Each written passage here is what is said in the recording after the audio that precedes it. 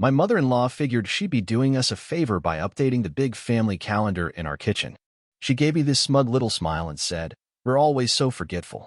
But when I realized she had erased everything that had to do with my side of the family or my friends, I said something that left her speechless. I live in Kansas City with my husband, Ethan. We've been married 8 years now.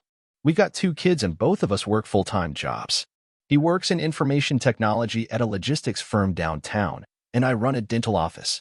Ethan's mom, Margaret, lives about a 20-minute drive away. She's one of those women who always seems sweet on the outside, smiling and acting helpful, while somehow managing to get her little digs in at the same time. "I was only trying to help" is kind of her motto. "I didn't mean it that way" is another one of her favorites. I really tried to keep the peace. I let her do her little projects around the house. I said nothing when she reorganized my kitchen drawers even. I bit my tongue when she told folks I had been laid off, when really, I had just taken a short break after having our second child. And I even managed to stay polite when she invited Ethan's ex-girlfriend to our daughter's first birthday party. Just to be nice, she claimed. But what happened last winter crossed a line. We keep a big dry erase calendar on the wall in the kitchen.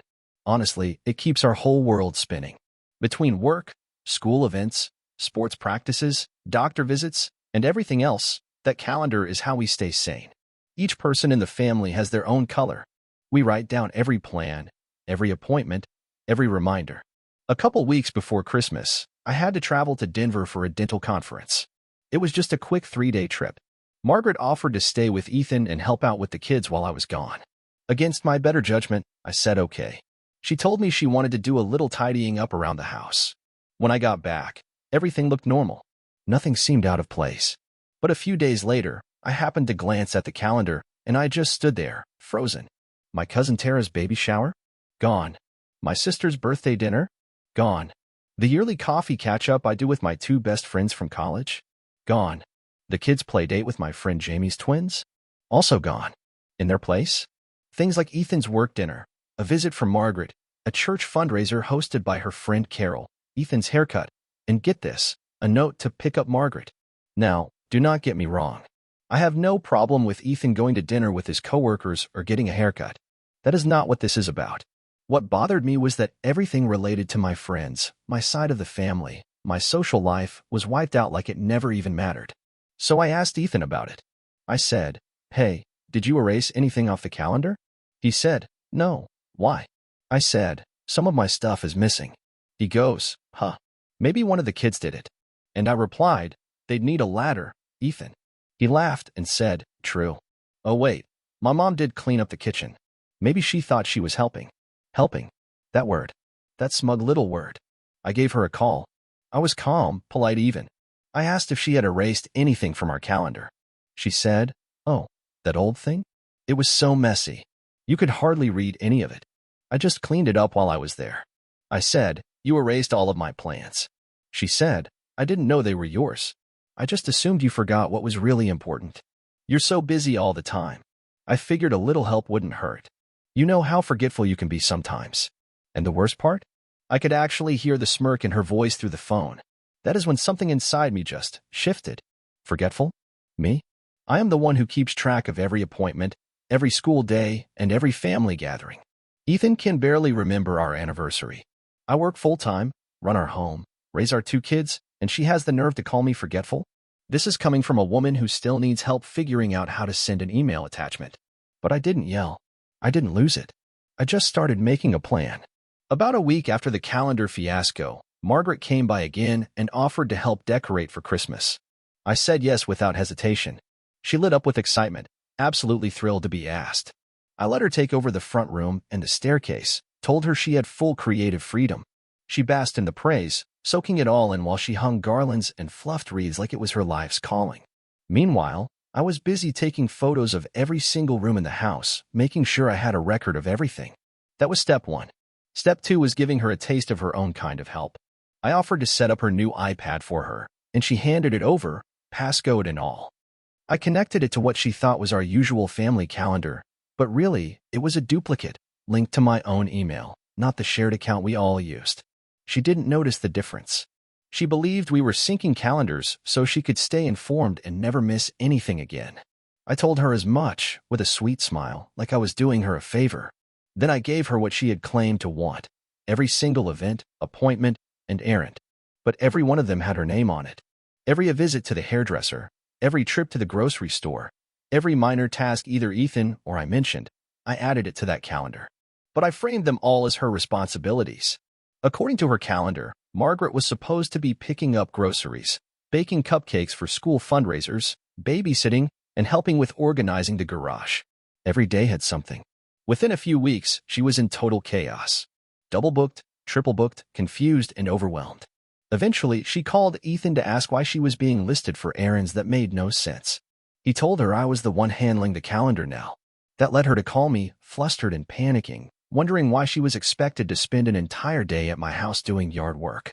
I simply reminded her it had been scheduled for weeks. When she denied agreeing to it, I gently suggested maybe she had forgotten. I kept it going for nearly a month. Never raised my voice. Never called her out directly. Just let the confusion pile up. And then, I revealed the truth. I showed her the fake calendar she had been following, filled with all the chores she had unknowingly assigned herself. Then I showed her the real family calendar, the one we had been using all along, kept private ever since she wiped my side of the board clean. I laid it all out.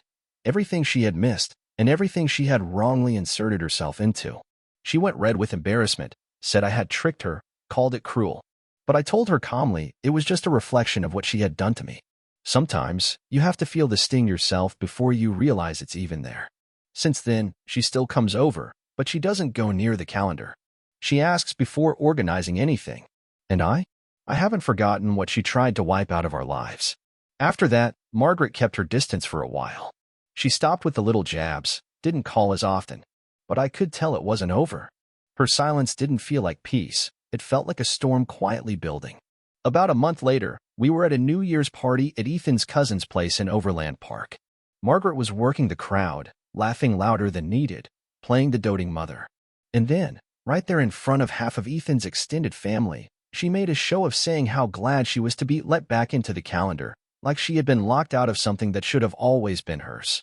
She joked that maybe Ethan could show her where I kept the real one next time. It was then I realized she had been digging, probably going through Ethan's phone or asking around. And worse, she was proud of it. She thought it was clever. She was playing the victim while framing me as the one with something to hide. That moment was a turning point. I understood then that she wasn't just being nosy or helpful. She wanted control. She wanted to have her hands in every part of our lives, and if she had to gaslight me to get there, so be it. And the real kicker? Ethan wasn't stepping in. He's not a bad man. He's gentle, kind, but he avoids confrontation like it burns. Every time Margaret crossed a line, he would shrug it off with something like, "She's just old-fashioned," or "That's how she's always been." When I pushed back, he supported me, but only in private, never when she was around. So one night, I sat him down and laid it all out. I told him I was tired of fighting this alone. I wasn't asking him to take sides or start a war. I just needed to know we were on the same team, and that he would show it, not just whisper it behind closed doors. I needed him to stand beside me, not just hide behind the idea of keeping the peace. Because peace without boundaries is not peace, it's surrender. Ethan promised me he would do better, and I wanted to believe him.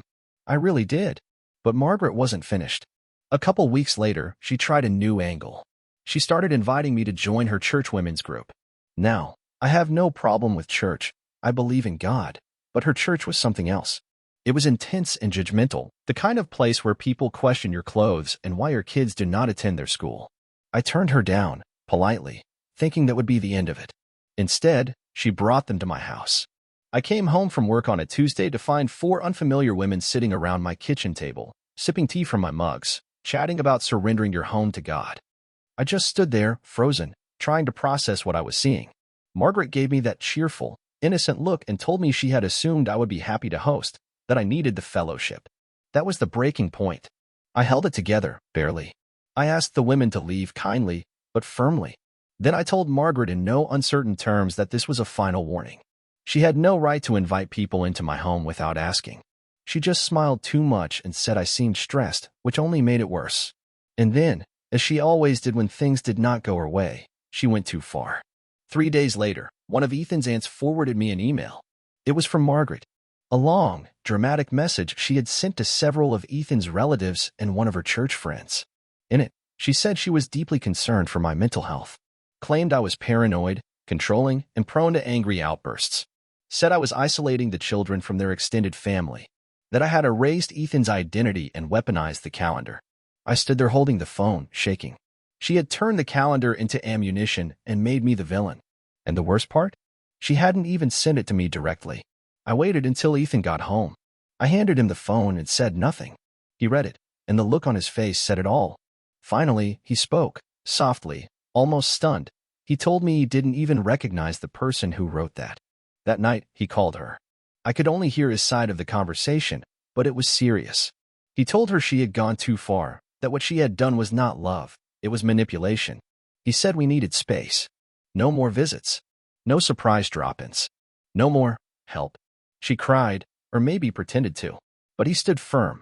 I thought that was the end of it. But it was just another chapter. We went no contact after that. No Sunday dinners, no check-ins, no calls. She still sent the kids gifts on holidays, but I never let them open them. I kept them tucked away in a closet. I didn't want her energy in our home. Ethan didn't protest. He was quiet, maybe ashamed of her, maybe unsure what to do with all of it. But he stayed by my side. Then, about 2 months later, something new arrived. It was a letter. Not a message, not an email. A physical letter, handwritten, sent through the mail even though she only lived across town. It was addressed to Ethan.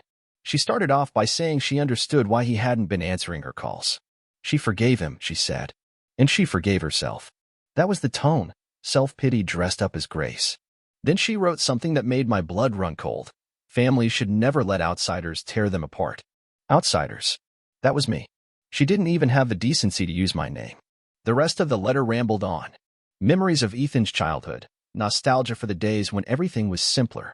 She ended it with a cryptic line. I'm leaving you something important. You'll understand soon.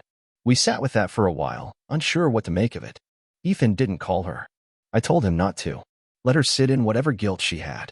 We were moving on, or at least trying to. 2 days later, a box showed up at the front door. Plain cardboard, no note. Inside, wrapped in one of Margaret's scarves, was an old photo album. Dusty, heavy, filled with photos of Ethan growing up. There were pictures of him as a baby, a toddler, a teenager. With Margaret, with the man he'd always known as his dad, the one who passed when Ethan was 14. A few cousins were in there too. About halfway through the album, tucked into the sleeve behind a random photo, was a letter. This one was dated 1991. It wasn't from Margaret. It was addressed to her from a woman named Denise. We didn't know any Denise. The letter was raw and emotional, filled with pain. Denise wrote about betrayal, about a boy who deserved the truth. She said she had kept quiet, thinking it was for the best, but now she regretted it. She wrote things like, "You took him from me," and "I gave him up for a better life, not so he'd never know me." Ethan read it over and over, his hands shaking. He couldn't speak at first. I asked if he thought it was about him. He didn't answer right away, just kept saying he didn't know. But we both felt it in our guts. We needed answers. Despite the no-contact rule, Ethan decided he had to talk to her face-to-face. He wanted to go alone. So I stayed home, watching the clock. He was gone for 3 hours. When he came back, he looked pale. He sat down and told me everything. Margaret had been best friends with Denise back in the early 80s. Denise got pregnant when she was young, unmarried, and not in a stable life. At the same time, Margaret and her husband had just suffered a terrible loss. She had lost a baby late in her pregnancy. According to Margaret, it had been a mutual decision. She and Denise agreed that Ethan would be raised by Margaret and her husband as their own. There was no adoption paperwork, no legal process, just a quiet handoff, and a lie. Margaret told everyone she had gone into early labor, that she needed bed rest. No one ever questioned it. I tried to keep things steady, but from the beginning, Margaret made it tough. Every time Denise tried to stay connected, Margaret would shut her down. She said it confused Ethan, that it was better if Denise stayed away. She even threatened to call the police if Denise kept showing up at Ethan's school or our church events. Eventually, Denise packed up and moved out of state. Margaret never said a word to Ethan about it. But she did keep a letter hidden, actually. And when we finally put our foot down and cut Margaret out of our lives, she panicked. She felt Ethan slipping away from her grip. That is when she decided to drop that letter into an old photo album and mail it to us, like some kind of twisted test. I still do not know if her goal was to destroy everything or just to leave Ethan reeling, uncertain. Maybe it was both. Either way, he never spoke to her again after that. But we did some digging and found Denise. Turns out she is still alive, living in Oregon now. Teaches art at a middle school. No children of her own. When Ethan called her, she broke down crying. She had no clue he even knew she was alive. Now they are talking slowly, carefully, trying to build something real. I have not met her yet. Margaret, though, she will not stop calling. Letters, voicemails. 1 minute, it is, I am your mother. The next it is, that woman destroyed everything. But Ethan made up his mind. We are reworking the calendar now, this time for real. Starting from scratch. A fresh beginning. And this time, Margaret is not part of it. When Ethan found out that Margaret had been lying to him for his entire life, something inside him snapped. Their relationship shattered completely. She kept calling, crying, begging, leaving voicemails that said things like, I raised you, Ethan. I only did what I thought was right. She is turning you against me. She is jealous of the connection we have. That last part hit hard. Because even after all the mind games, the calendar lies, the smear campaign through emails, somehow, in her mind, I was still the villain. I told Ethan, block it all. Her phone number, her email, even the church friends she roped into her drama. He hesitated at first. He was still wounded, and I think a piece of him wanted to believe she was just scared, just confused. But eventually, he did it. Cut her off completely. We needed time to heal, to breathe. And for a few months, we got that.